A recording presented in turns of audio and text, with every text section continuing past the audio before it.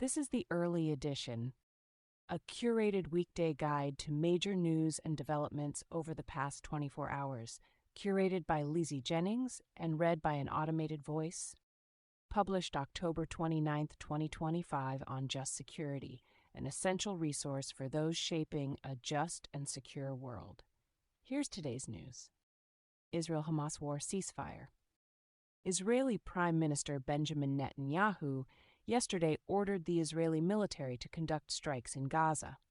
A spokesperson for Netanyahu said that Hamas have violated the framework by not returning hostages and attacking our forces. Hamas has denied any involvement in an attack on Israeli forces and insisted that it is working in good faith to return the bodies. Netanyahu's office said that President Donald Trump had been informed before the action was taken. Liam Stack, Eric Toller, and Arijata Laka report for the New York Times. Israeli airstrikes killed 104 people in Gaza overnight, including 46 children, according to local health officials at the time of writing. In response to the airstrikes, Hamas said it would delay handing over the body of another hostage. Israel's military said today that the ceasefire in Gaza has resumed following the airstrikes overnight. Wafa Sharafa and Josh Boak report for AP News. Trump said yesterday that the ceasefire was not at risk despite the Israeli strikes on Gaza. As I understand it, Hamas took out an Israeli soldier, and the Israelis hit back, and they should hit back. When that happens, they should hit back. Jana Choker, Emily Rose, and Nidal El-Maghrabi report for Reuters. Relief workers say that hundreds of trucks enter Gaza daily, but most of them carry commercial goods. After 2 years of this war, most Gazans are unable to purchase items from the markets. A spokesperson for the Palestinian Agricultural Relief Committee said, "The prices of the items entering are very expensive." Liam Stack reports for the New York Times. Russia-Ukraine war. Ukrainian President Volodymyr Zelensky said yesterday that Ukrainian and European officials would meet on Friday or Saturday to discuss details for a ceasefire plan, adding, "It is not a plan to end the war." Reuters reports. Other global developments. A police operation yesterday targeting drug traffickers in Rio de Janeiro killed at least 64 people, including 4 officers. Brazilian authorities said the operation, involving 2,500 officers, took more than 2 months to plan. It is a state operation against narco-terrorists, Governor of Rio de Janeiro Claudio Castro said. Anna Yanova reports for the New York Times. The International Federation of Red Cross and Red Crescent Societies said yesterday that 5 of its volunteers were killed in the city of Bara, Sudan. It did not provide details on how they were killed. Emma Farge reports for Reuters. Sudanese Rapid Support Forces paramilitary beat and shot men fleeing from El Fasher, according to a person who escaped, aid officials, satellite images, and social media posts. According to IOM Sudan Country Director Mohammed Rafat, more than 26,000 people fled El Fasher on Sunday and Monday. Nafisa El Tahir and Khalid Abdelaziz report for Reuters. Peace talks between Pakistan and Afghanistan failed after 4 days of negotiations in Istanbul, according to Pakistani Information Minister Atollah Tarar. Tarar said that Pakistan's patience has run its course, adding that Islamabad would continue to take all possible measures necessary to protect our people from the menace of terrorism. Susan Fraser and Munir Ahmed report for AP News. Tech developments.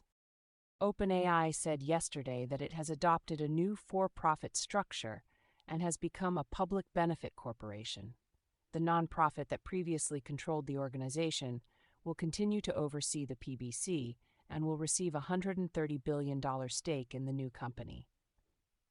Microsoft will retain a roughly 27% stake in OpenAI, and its rights to models and products are extended to 2032. Lily Jamali reports for BBC News. Cade Metz and Lauren Hirsch report for the New York Times. The Trump administration is set to sign a deal with South Korea to bolster cooperation in AI, quantum computing, and 6G, according to a U.S. official.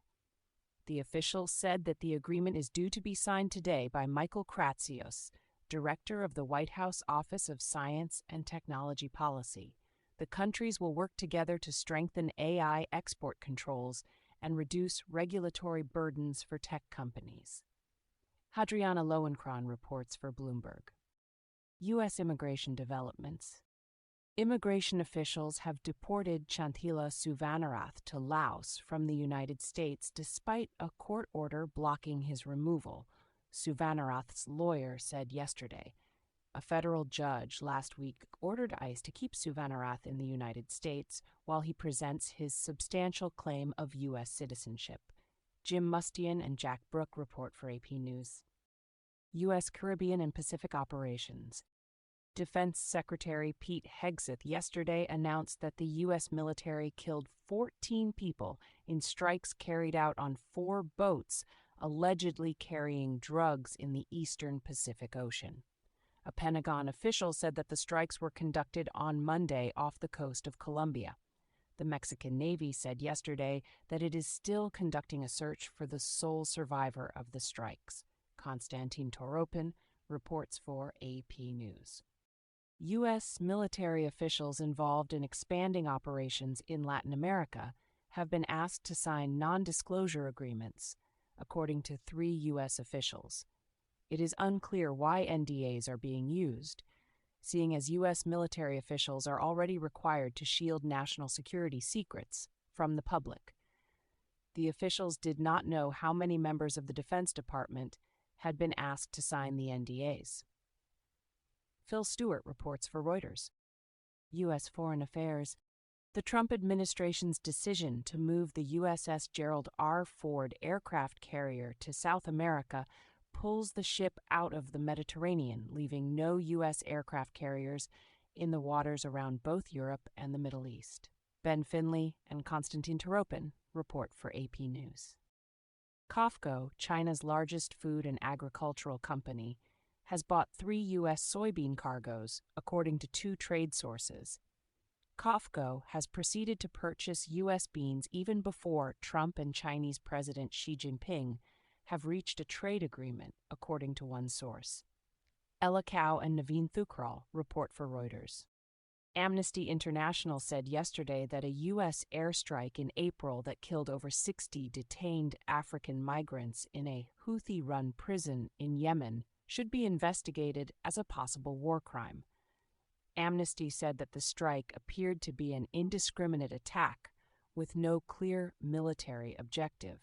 The U.S. military Central Command has yet to offer any explanation for the strike on the prison. John Gambrell reports for AP News. U.S. domestic developments.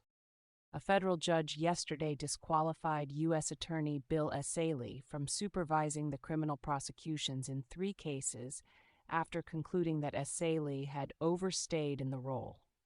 The judge said that Essayli had been unlawfully serving as acting U.S. Attorney for the Central District of California since July 29th. The judge also said that Essayli can continue to serve as a First Assistant United States Attorney. Nothing is changing, Essayli said on social media. Jamie Ding reports for AP News. An opinion issued by the District of Columbia Bar Ethics Committee this week sets out that any law firm that makes a deal with a government that includes conditions that may shape their practice may require them to drop or obtain waivers from clients who have interests at odds with the government. The opinion did not specifically mention Trump, but did cite a Justice Department memo from earlier this year, which put pressure on law firms not to challenge the administration's policies. Charlie Savage reports for the New York Times. Federalization of policing.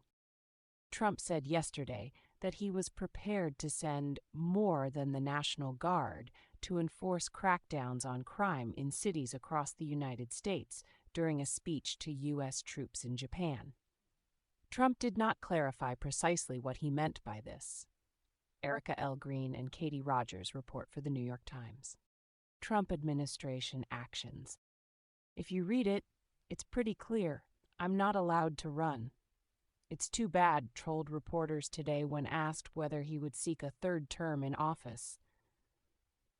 House Speaker Mike Johnson said yesterday that he had discussed the issue with Trump, adding, "I think the president knows the constrictions of the Constitution." Susan Heavey and Trevor Honeycutt report for Reuters. Stephen J. Hatfill, a senior advisor at the Department of Health and Human Services and expert whose work influenced the decision to halt funding for mRNA vaccine research, was fired over the weekend. Hatfill said he was removed as part of a coup to overthrow Health Secretary Robert F. Kennedy Jr., allegedly led by Kennedy's chief of staff, Matt Buckham. Hatfill did not explain why this had resulted in his removal. A health department official said that firing a staff member for cause does not add up to a coup. Cheryl Gay Stolberg reports for the New York Times. Attorney General Pam Bondi said yesterday that her office has initiated a review of the Biden administration's reported use of AutoPen for pardons. This post followed the release of a House oversight report yesterday questioning their validity. The report claimed that the White House did not record Biden's approval for some executive actions signed by AutoPen, adding it deems void all such actions. Avery Lotz reports for Axios. The Pentagon has removed key protections for defense civilian employees and directed that managers move with speed and conviction to fire workers with unacceptable performance reviews, according to a memo dated September 30th. Some managers have said that the memo is so broad that it could be used to fire anyone. "Looks like we are all at-will employees now," one defense civilian said. Tara Kopp reports for The Washington Post. Trump administration litigation. Appeals court judges voted yesterday to reconsider a decision that lifted a temporary block on the federal deployment of the National Guard to Portland. The three-judge panel decision, dated October 20th, has been vacated and the matter sent to a panel of 11 judges for reconsideration. Anna Griffin reports for the New York Times. A federal judge yesterday ordered Customs and Border Protection Commander Gregory Bovino to procure a body camera and meet with her every weekday to provide updates on operations in Chicago.